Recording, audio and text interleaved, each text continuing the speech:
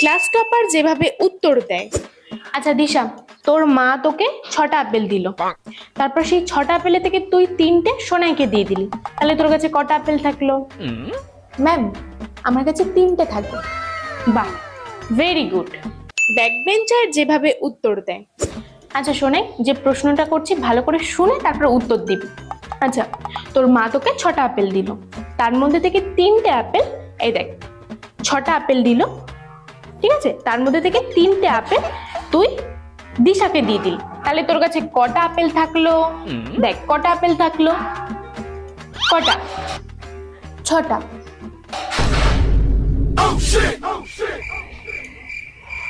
কি করে 6টা থাকে? ম্যাম, আমি আমার 6টা আপেলের থেকে 3টে দিশাকে দিয়ে দিয়েছি জন্য আমার মা আমাকে আরো 3টে আপেল দিয়েছে, যাতে আমি কষ্ট না পাই, তাই আমার কাছে 6টাই আছে।